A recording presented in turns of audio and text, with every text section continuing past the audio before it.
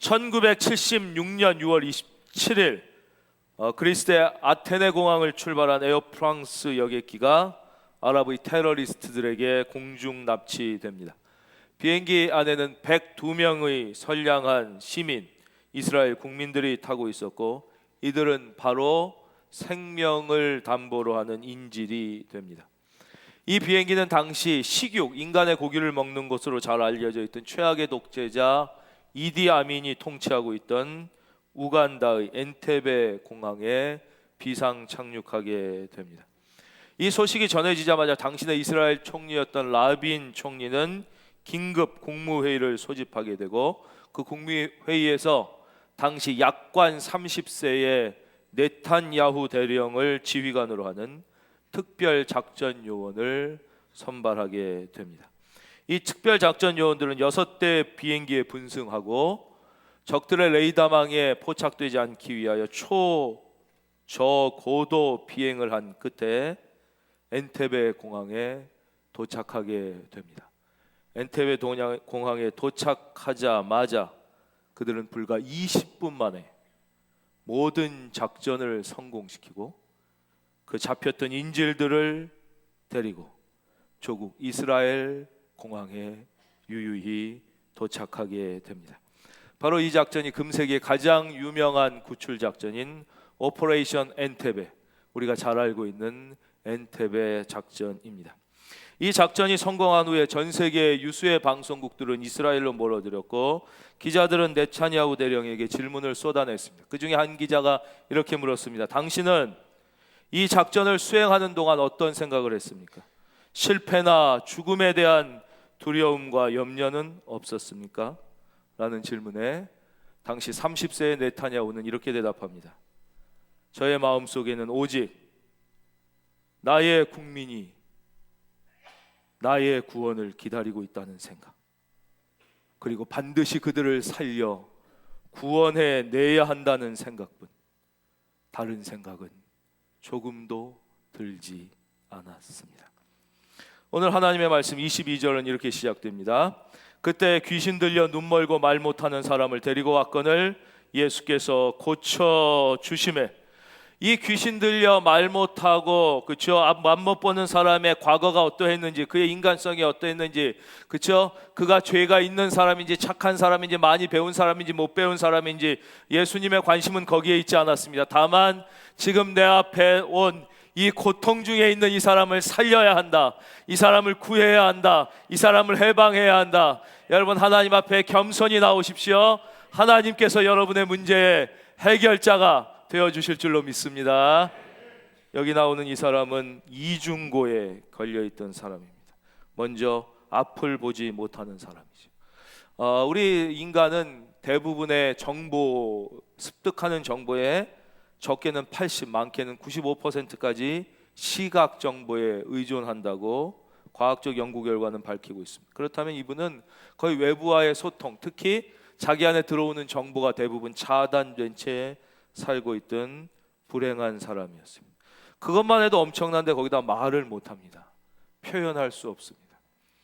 그러니까 외부로부터 들어오는 정보가 다 차단됐을 뿐만 아니라 자기의 의견과 마음과 감정을 표출할 수 있는 길도 거의 다 막힌 이중고, 특별히 가장 깊은 고독과 소외감 속에 살고 있는 사람입니다. 우리는 이미 알고 있죠. 이 세상에서 제일 무서운 병은 암이 아니라 고독과 소외감이라는 것을. 그래서 수많은 사람들이 이 고독과 소외감 때문에 스스로 생명을 끊고 삶의 자리에서 절망하고 있습니다. 이 고독과 소외감 속에 갇혀있는 이 사람이 예수님께 왔자 예수님은 그를 즉시 고쳐주셔서 그 자리에서 그 말 못하는 사람이 말하며 보게 되었습니다. 그런데 오늘 성경은 특이하게도 이 사람이 이렇게 고통받고 있는 이유가 22절 맨 앞에 그때 귀신 들려 이렇게 설명하고 계십니다. 모든 질병의 원인이 귀신 때문임은 아닙니다. 모든 비극과 모든 열등감과 모든 분노와 모든 미움과 모든 다툼과 모든 절망과, 그렇죠, 모든 분열의 이유가 귀신 때문만은 아니지만 상당히 많은 경우 질병이, 상당히 많은 경우 우리를 괴롭히는 열등감과 소외감과 분노와 미움과 다툼과 거짓말과 질병이 귀신, 악한 영 때문임을 성경은 오늘 본문에서 분명히, 또 오늘 본문뿐만 아니라 수없이 많은 곳에서 말씀하고 계십니다. 특별히 오늘 이 사람은 왜 이런 고통 가운데 처하게 되었느냐? 귀신 때문에. 귀신 들려서라고 성경은 애둘러 표현하지 않고 분명하게, 어린아이도 분명히 인식할 수 있게 말씀하고 있죠. 이 예수님의 고쳐주심에 대한 반응입니다. 23절, 무리가 다 놀라 이르되 이는 다윗의 자손이 아니냐. 이것이 지극히 당연한 반응입니다. 무리가 다 놀랐어요. 여기서 놀랐다는 말은 직역하면 정신이 나갈 정도로 충격을 받았다는 거예요. 우리도 그렇지 않겠어요? 여기에 지금 당장 앞을 못 보고 맹인이고 말도 못하는 벙어리가 왔는데 예수님 앞에서 즉시 보게 되고 막 표현이 자유로워지면 뭐 얼마나 충격 받겠습니까? 너무 충격을 받아서 놀랐어요. 그리고는 뭐라 그래요? 이는 다윗의 자손이 아니냐. 저를 봐주십시오. 다 같이 하겠습니다. 다윗의 자손. 이것은 메시아의 별명이죠. 잘 아시겠지만 유대인들은 어려서부터 메시아가 오셔서 우리를 모든 고난과 비극과 질병과 눈물과 슬픔과 영원한 죽음에서 해방시켜 주실 것인데 그는 바로 다윗의 자손으로 오실 것이다. 그래서 그 메시아에 대한 또 다른 별명이 다윗의 자손이에요. 그래서 성경 다른 데 보면 예수님이 지나갈 때 막 다윗의 자손이여 나를 구원해 주시옵소서 막 이런 장면이 나옵니다. 그러니까 너무 깜짝 놀라면서 자기도 모르게 예수님 보고 그런 거예요. 이분이 메시아다. 이분이 메시아다. 이분이 우리를 구원해 주실 분이구나. 막 이렇게 외쳐. 어쩌면 이것이 지극히 당연한 반응일 것입니다. 근데 이런 반응만 있는 게 아니라 24절, 바리새인들은, 이 사람들은 전혀 다른 반응을 해요. 듣고 이르되 이가 귀신의 왕 바알세불을 힘입지 않고는, 바알세불은 귀신의 왕 사탄의 별명이라고 생각하시면 쉬워요.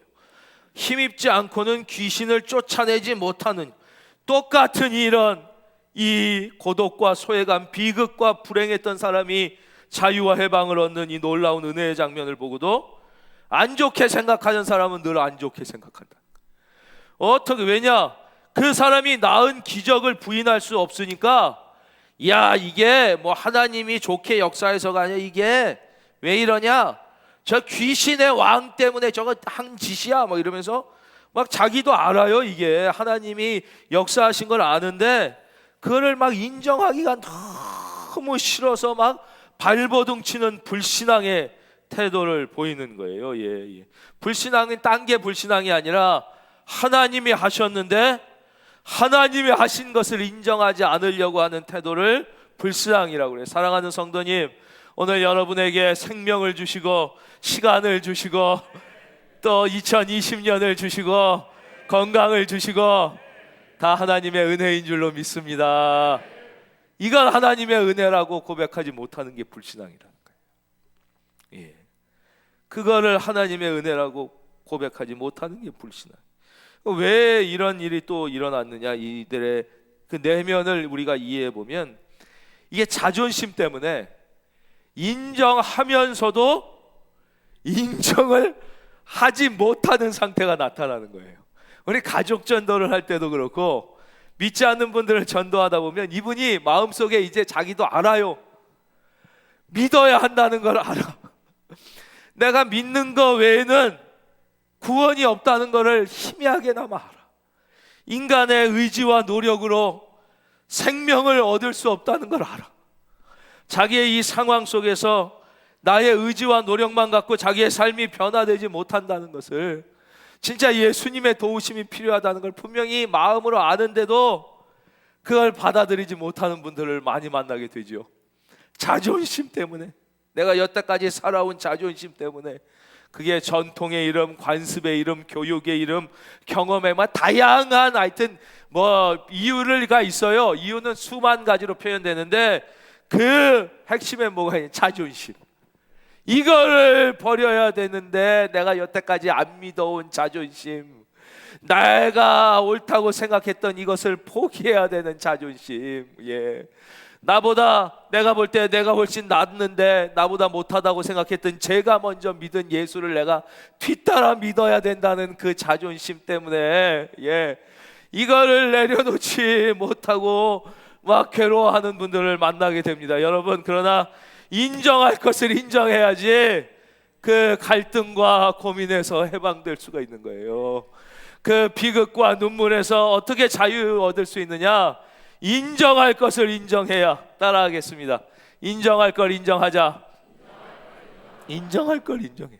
내 힘으로는, 내 의지로는 구원받을 수 없다는 걸 인정해야 돼. 하나님의, 살아계신 하나님의 아들이고는 이런 말씀을 하실 수 있는 분이 없다. 예수 그리스도가 구원자가 아니고서는 그가 가는 곳마다 이런 역사가 세계사를 보면 알 수 있지 않습니까? 한국사를 보면 알 수 있지 않습니까? 복음의 하나님의 아들이 오기 전까지 이 땅에 어떻게 인간이 인간으로 대우를 받고, 그렇죠? 남자와 여자와 어린아이와 어른이 모두 존귀한 존재로 대우를 받고, 그렇죠? 똑같이 신분이 철폐되고 여자에게도 동일한 교육이 일어나고 이 땅에 모든 의료가 참된 의료가 되고, 그렇죠? 왕을 치료하는 그 옛날에 어이와 백정 같은 인간으로 보지 않았는데 모든 그 치료를 동일하게 하는 이런 인간 존중에, 인간이 인간으로서 존중하다는 이런 모든 역사가 복음이 이 땅에 오고서야 일어났다는 것을 우리가 인정해야 되는 것이에요. 사랑하는 성도님, 여러분의 인생에, 여러분의 가정에 이 복음이 임할 때 그러한 빛의 역사가 일어날 줄로 믿습니다. 근데 이들이 못하니까, 인정을 못하고 결국은 억지 주장을 해요. 요즘에 보면 억지 주장을 하는 사람들이 많죠. 뭐 억지로 막 이렇게 막 우기는 거예요. 이것도 뭐라고 우기? 말도 안 되게 귀신의 힘을 힘입지 않고는, 바알세부를 힘입지 않고는 쫓아내지 못한다. 이렇게 말도 안 되는 억지 주장을 하는 거예요. 참 가슴이 아프지만 그렇게 되는 거예요. 자기가 그 인정해야 할 것을 인정하지 못하면 이런 궤변을 쏟아내게 됩니다. 25절, 예수께서 그들의 생각을 아시고 이르시되 스스로 분쟁하는 나라마다 황폐하여질 것이요 스스로 분쟁하는 동네나 집마다 서지 못하리라. 만일 사탄이 사탄을 쫓아내면 스스로 분쟁하는 것이니 그리하고야 어떻게 그의 나라가 그렇잖아요. 서로 안에서 내부 분열하면 다 망하는데 사탄이 머리가 얼마나 좋은데 내부 분열하겠어요. 사탄이 얼마나 영물이고 얼마나 이 완전에 거의 가까운 뛰어난 존재인데 그렇지 않아요. 27절, 또 내가 바알세부를 힘입어 귀신을 쫓아내면 너희 아들들은 누구를 힘입어 쫓아내는? 여기 너희 아들들은 정확히 여기서 반대하는 사람의 아들이라기보다는 이스라엘의 아들들 이런 뜻이에요. 우리로 치면 대한의 아들 김구, 안중근 뭐 이렇게 얘기하지 않습니까? 대한의 아들 뭐 윤봉길, 조선의 이순신 이런 식으로 이스라엘 역사의 위대한 선지자와 주의 종들이 하나님의 성령으로 귀신을 쫓아낸 역사가 많이 있잖아요. 성경 속에도. 그러면 내가 귀신의 왕의 힘입어 한 거면 이 이스라엘 역사의 그 위대한 선지자들, 그 훌륭한 영적 지도자들이 귀신 쫓아낸 건 너 뭐라고 설명하겠느냐? 그분들이 심판자, 너희의 심판자 아니냐? 이미 다 무엇이 답인지 말씀해주고 계시지 않느냐? 이렇게 설명해 주시면서 중요한 건 28절이에요. 28절을 말씀하시기 위하여 주님이 이전에 약간 구차해 보이게 이런 설명을 다 해주신 거기 때문에 28절을 우리가 주목해야 합니다. 화면 보겠습니다. 28절 9절이 아니라 8절이에요. 28절 다 같이요. 시작.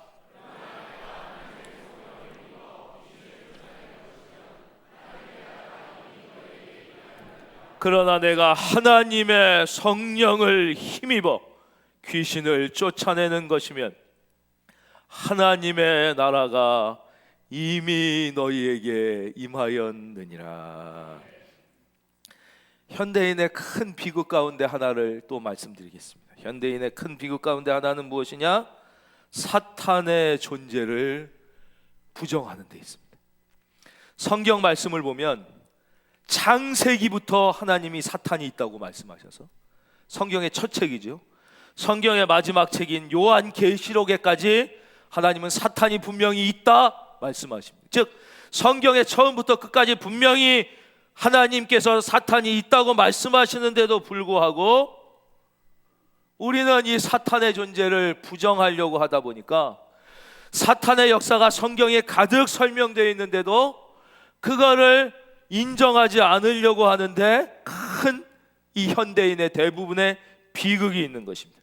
왜냐하면 사탄의 존재를 인정하지 않으므로 사탄이 행하는 모든 악한 역사에 무방비로 노출돼서 거기서 주는 슬픔과 비극과 질병과 분노와 분쟁과 절망과 허무와 슬픔과 우월감과 우울증의 열등감에 다 노예가 되는 것이죠.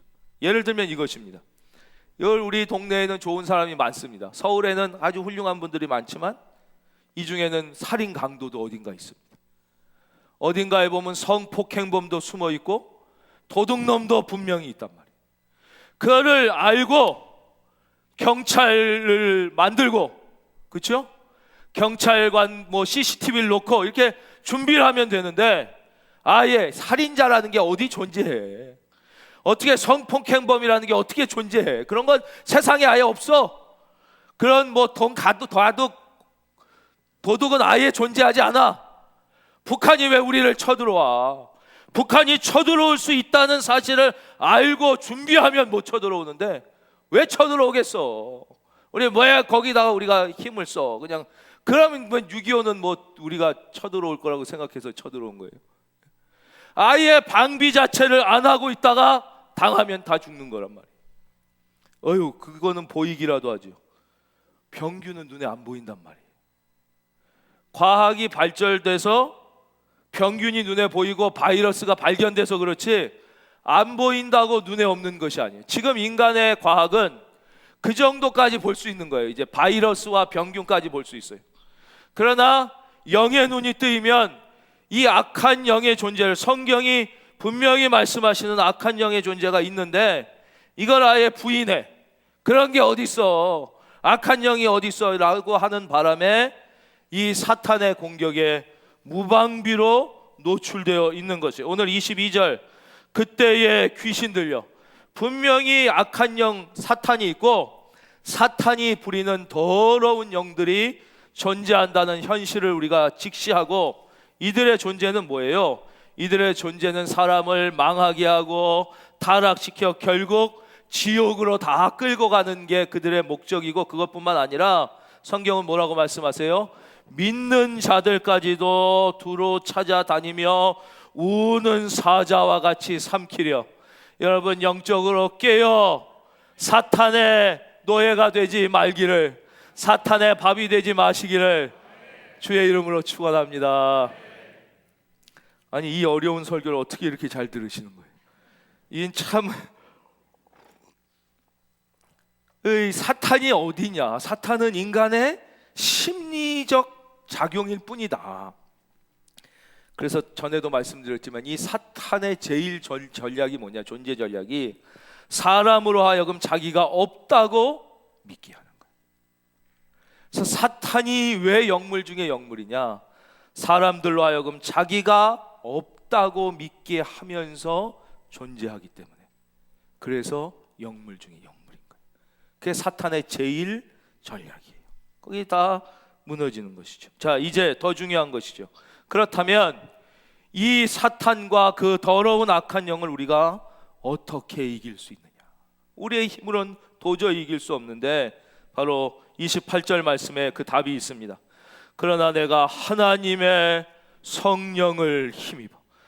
오직 방법은 하나, 하나님의 영, 예수의 영, 하나님의 성령이 임하시는 것. 즉 이건 뭐가 똑같냐? 빛이 임하는 순간 어둠은 즉시 물러가는 것과 똑같은 것이. 그냥 싸우는 게 아니에요. 그냥 빛과 어둠이 싸우는 게 아니에요. 빛이 비추면 어둠은 빡 없어지는 거예요. 그냥 빛이 비추는 순간 어두움은 빡 없어지는 거예요. 그렇죠? 빛이, 그래서 성경 많은 곳에 보면 예수님이 가시잖아요. 예수님이 가셔가지고 막 아무 말씀도 안 하셨는데 막 귀신들이 떨고 왜 오셨습니까? 우린 죽습니다. 저희를 제발 살려주시오 막 난리치는 장면이 성경에 여러 군데 나옵니다. 왜냐? 예수님은 바로 생명의 빛이시기 때문에 그냥 예수님이 가시는 곳마다 사탄들은 어두움은 다 쫓겨가는 것이죠. 여러분이 사탄이 주는 절망과 질병과 패배감과 열등감과 분노와 실망과 미움과 저주에서 해방되길 원하시면 첫째, 먼저 예수님을 환영하고 예수님을 영접하고 예수님이 나의 구주임을 고백하시기를 바랍니다. 첫째예요. 그럼 그 내 안에 성령이 계시는 거예요. 고린도전서 12장 3절. 그러므로 내가 너희에게 말하노니 하나님의 영으로 말하는 자는 누구든지 예수를 저주할 자를 하지 아니하고 또 성령으로 아니하고는 누구든지 예수를 주시라 할 수 없느니라. 우리 안에 이제 성령님이 하나님의 영이 계시는 건데 여기 물이 있습니다. 잘 안 보이시겠지만 물 보이시죠? 예. 이 물이 지금 보통일 때는 별 능력이 없어 보여요. 이게 손 넣어도 아무렇지도 않아. 그렇죠? 그런데 이거를 가열을 해요. 그래서 제가 이제 아주 단순하게 설명드리는 거니까 이게 영적으로 완벽한 해석이라고 생각하시면 안 돼요. 단적으로 설명을 드리려고 쉬운 문제가 있지만 이 예를 드리는 거예요. 그런데 이 물에 열을 가해. 그래서 이게 펄펄펄펄 끓게 되면 손 넣을 수가 없어요.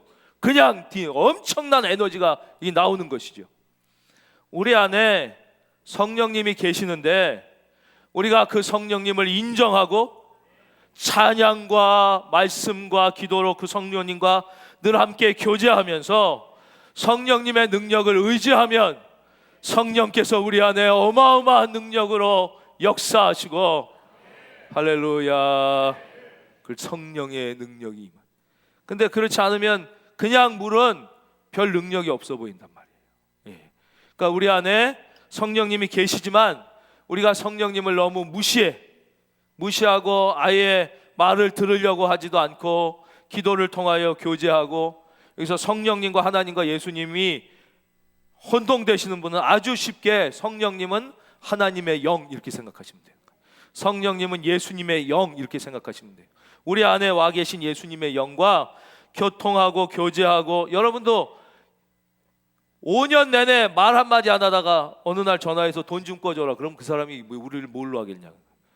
하다못해 형제끼리도 10년 동안 말 한 번 안 하다가 야 이번에 네 조카 대학 간다 등록금 좀 대줘라 그럼 안 되잖아요. 얼마나 어색하고 이상하단 말이에요. 우리 안에 계신 주님의 영 성령님을 우리가 완전 무시해. 전혀 교제하지 않고 대화하지 않고 찬양을 함께하고 있지 않으니까 이분하고도 또 어색해서 말도 잘 못하는 거예요. 우리가 늘 내 안에 계신 성령님, 이제라도 늦지 않았어요.